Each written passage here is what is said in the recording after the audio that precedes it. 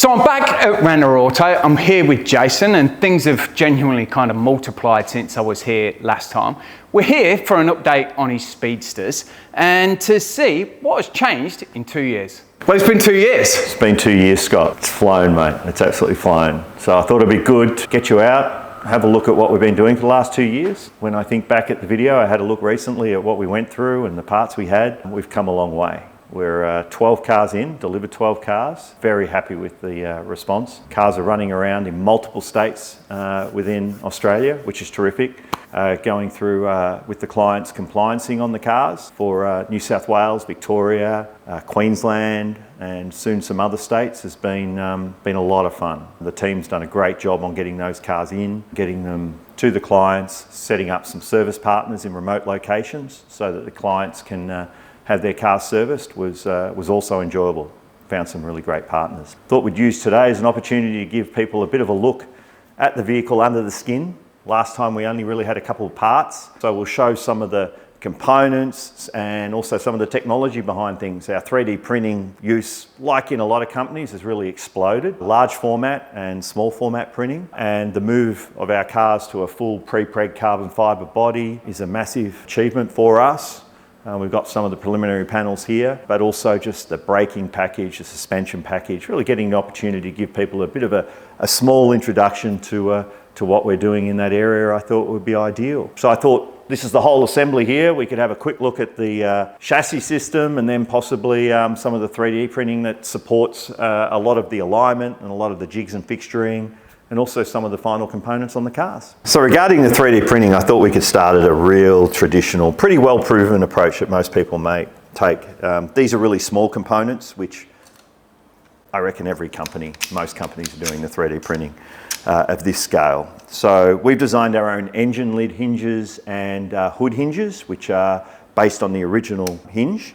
With a couple of very small upgrades, we black zinc them, and we have stainless steel pivots on these hinges so that we have no corrosion and they're plated before assembly. But this is really an example of a fairly traditional approach to a prototype, and then we bend and form the components to make the hinge up. But I think really what we've worked very hard on is the move to extremely large 3D prints, and that comes around, that really generates a lot of other big challenges. We're using the large format 3D printing to produce all of the patterns and forms for our pre-preg carbon fibre bodies for the Speedster. All of these panels here, and we'll have a walk over to the printers soon, but all these pre-preg panels are produced off a 3D printed tool. So obviously there's a lot of digital work in the background to digitize and create every panel on this car in CAD from vehicle scans, some of the original cars that are around here, and then 3D printing the form and creating the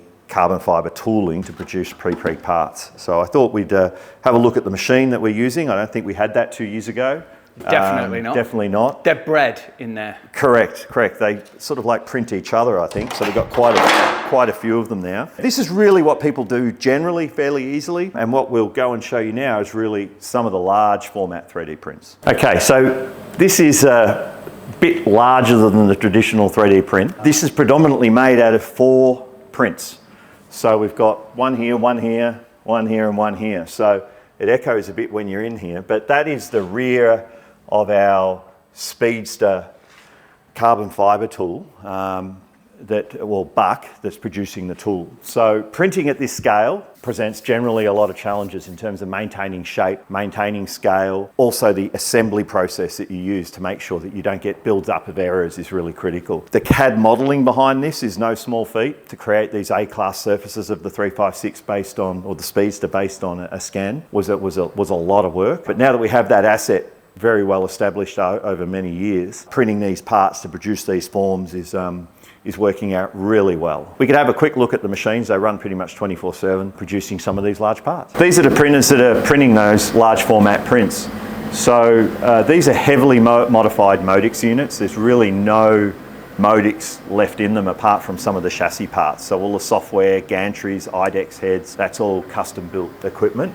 So they produce pretty much non-stop our master forms. What's in production here is a door buck for the Speedster. So that'd be one side of the car, and that's the other door over there. So these do take quite a while. I think this probably is around a 8-day print. We do longer prints. There's got to be a fair bit of reliability. We do have auto changing filament, so they can keep filling themselves up. But getting these things to print reliably and incredibly accurately has been a lot of work. So we print the part, we laser scan it on the surface table and compare that scan back to the CAD data that we use to create the part before we move forward with the moulding. We're producing these prints for majority in-house, but we do also subcontract out and do prints for other companies for tooling or actually final parts. There are V8 supercar parts running around, whether it's a spoiler or a grille or whatever, that we supply as well. So this is the original one. Yeah. When we were here 2 years ago, correct, this was the 3D printer. Yeah, I think, you know, this printer, I think I spent maybe $12,000 on it when I bought it. And it's still of use because of its size, but definitely not the fastest machine, but still a great machine.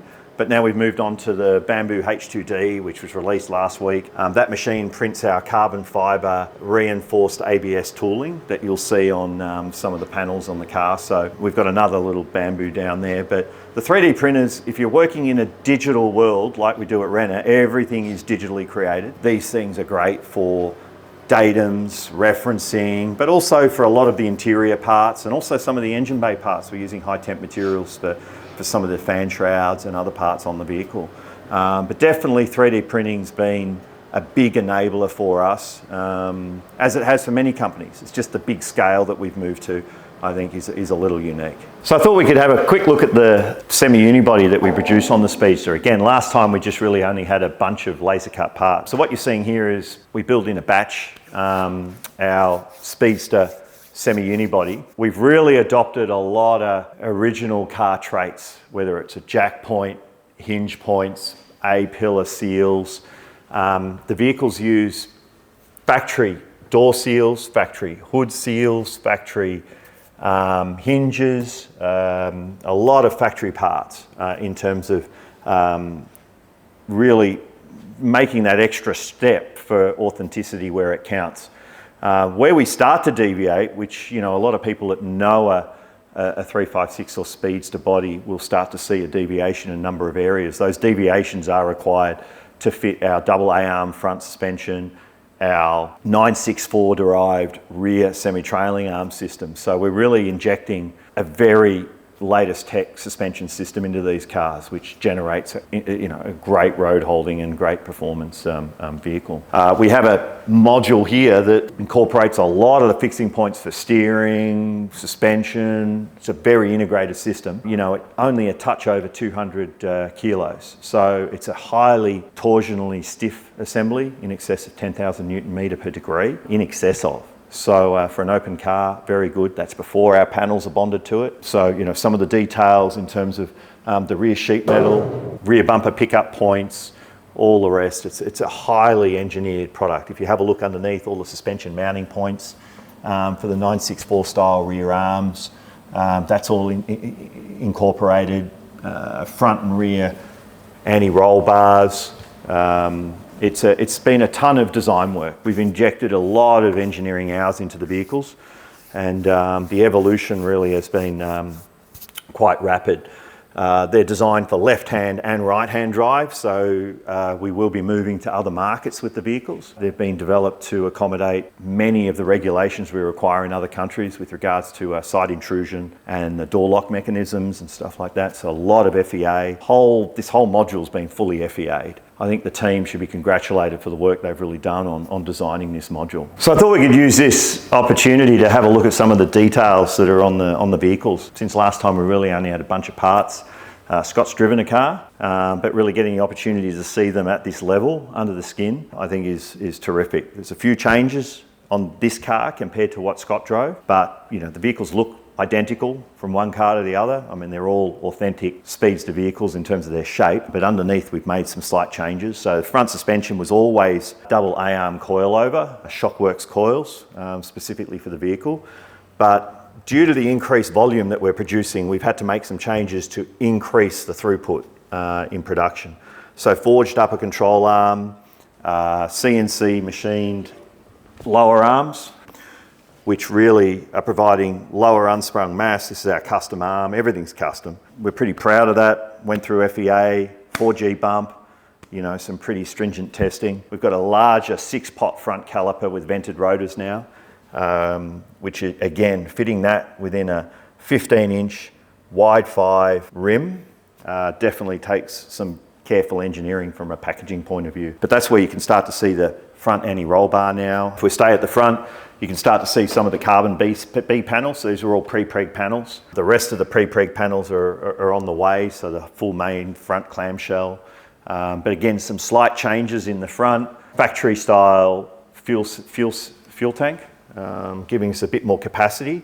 Plus, we have a bit more luggage space in the front. We can also carry a spare tyre. Again, like I spoke before, you can start to see the difference in the front hinge system. Basically, you know, exactly the same as an original in terms of its geometry. We're using full brass frames, not aluminium, in our window frames. So that's been a lot of work. The seats now are a carbon seat, so that's based on an original. These seats are going through ADR testing for compliancing, so they'll be a full ADR compliant seat with a removable headrest. Now, I haven't said a lot in this video because you have been genuinely fascinating. However, that seat, as soon as that becomes it is a nice seat. It is a nice seat. So next time I visit, you might be a seat down. Yeah. Well, we're going to have a few of them. So I think it's something that people would be pretty keen for. It's gorgeous. It is a nice seat. We do have the option of, I think it's actually, this one's not bolted in. Yeah. So we do have the option of having like the front trimmed in a traditional Speedster finish, but having the rear like in an exposed carbon, which would be quite nice, with a nice tuck of leather behind it, with a smaller scutcheon. So, you know, it's got that 918 feel about it. It's quite nice, and we've left plenty of room. There's actually room inside here for all the heating element system, so that we can have all the electronics inside the seat serviceable for the heated seat, which is standard in the Speedsters we make. So again, we're pretty proud of the seat, and that'll go through ADR testing. It'll be fully compliant seat, which in itself is a difficult thing to do. And if we look inside a bit, you can start to see the pedal systems we're running, and I'll lift that out, but we're running a Tilton underfloor pedal system, power distribution modules through Heltec, so Heltec R3 ECUs with a PDM. That's what a PDM is, eliminates all of the fuses in the vehicle, with the exception of fuses that are required for horns and lights that have to operate when the car's off for ADR requirements. But even those fuses are now being replaced with circuit breakers, so they're all resettable. If I lift out the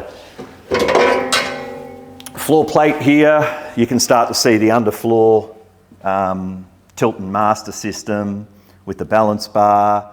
It's a lovely unit. We've invested a lot of time packaging that, makes serviceability a lot easier having them under the floor. So there's basically a slight false floor in the vehicles, and what that really enables us to do is to set up the drive-by-wire throttle system on that plate, and then have that adjustable so people can adjust their heel and toe by moving forward and rear with the accelerator as an assembly, which doesn't change any of the drive-by-wire throttle adjustment. Trying to put a lot of thought in every object here so that people get that real benefit of the recreation vehicle. Like at every turn, like we've said before, if at every turn what we have is not better than the original, then you should own an original. We look at that on brakes, chassis, seating, you know, even the seat's been slightly adjusted for comfort, and also the backrest is slightly higher for ADR requirements, and also to give you better support, they were quite low. So we've made lots of little changes. The steering column you can see in here, that's manufactured for us with a Porsche spline on it, so it fits factory style wheels. Fully collapsible, both collapsible and also shear points, so that if your chest hits the wheel, these all shear down and the steering wheel will move away, as well as in a frontal collision. Obviously this is collapsible here so that the wheel can't come into the cabin. The shift mechanism, there's some 3D printed components there at the moment, but majority of that's all billet. We've changed to a fully billet, custom bearing assembly there that is going to provide a shift quality that's first class. So we're really pushing the envelope there. We move to the back, you can start to see on the other side the door beam for side intrusion. I'll just walk around there. So that's providing our side impact collision approvals. So that'll be placed in the carbon door structure. That gives us a very robust, perfectly aligned system with inbuilt central locking. So you put your key in the driver's door, it will unlock the passenger door. So just little things like that that make the car a little more livable. Quite an integrated approach. You can start to see the first of the carbon panels over here aligned with our 3D printed jig. So you can see that black bracket there with the white writing on it. That's our carbon fibre jigs.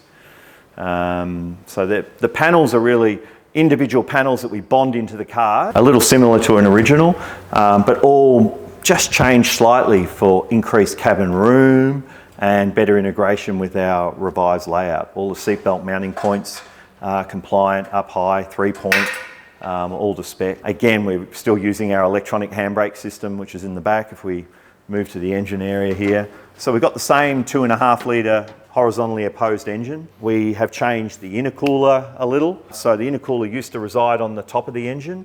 We've now packaged it as a cold air intake intercooler on the right side with electric fans. So that way we're going to reduce the heat soak slightly. So the intercooler on the side here, so we're really just pushing a bit of increased performance where we're not going to get the heat soak that we were getting previously. On very hot days, if you're idle for a long time, the engine would get higher inlet temps, pull out timing. Again, when you had the amount of power these things have and the weight they have, it really isn't an issue, but if you have an opportunity to optimize something, you do. So that's what we've done on these cars here. And these have a cold air intake on this side, so they're pulling air from in front of the rear wheel.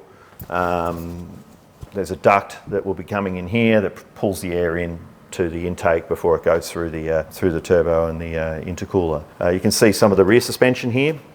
So the semi-trailing arm, that is basically 964 geometry. We laser scanned 964s and adopted that geometry based on its, I think in the Porsche world, people do appreciate the way that car handles. So we have a spring plate, the same as the 964, and the adjusters, the eccentric nuts. We manufacture all that, and that really is giving us a great outcome. So 6-pot front calipers, 4-pot rear with the handbrake module.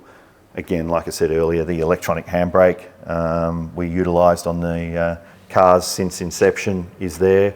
Exhaust layout slightly different than the previous cars. We have raised the exhaust outlets a little more than standard. They're notorious for scraping the exhaust. I think if you look at an A, back in the day, it did have very low exhausts, and then they started putting them through the rear overriders in later versions to really raise them up so people didn't scrape them along the ground. So we've just lifted them up. We'll have some little indentations in the carbon fibre, and it will just produce a car that's a little more forgiving when you're running up a driveway or something like that. But still fully catalytic converter, still Haltech driven. We'll probably have a slightly different sound. We're running a slightly different ceramic catalytic converter, which will give us a slightly different sound than previous. I think a little better, but again, pretty proud of the work the team's done here. It's an immense amount of engineering. All these brackets, all these components, everything is designed with a view to production and volume moving forward. So yeah, we're really looking forward to moving the car to really other markets. Like I said earlier, I think left-hand drive is designed. Being a rear engine car, it's actually quite easy to implement a left-hand drive. You're really only just flipping a few panels. So for us, it's really not an issue at all. I think I'm really looking forward to getting the rest of the carbon panels on this car. So we'll be stripping it down, sandblasting, chassis will be primed in a powder coat, then we'll be bonding all the carbon panels to it, loading the car up, and giving it to Scott to drive. So I'd really like to get Scott's opinion. We'll have a bit lower mass in this car than the previous cars, mainly due to the carbon fibre. But obviously that's obviously had an impact on price. The carbon fibre bodywork is not a cheap option, especially in pre-preg. It's the best way to do it. It's just an expensive process in tooling and product and autoclave and all the rest. We really look forward to getting that to you, Scott, and hopefully next time we have a chat, you're in the car.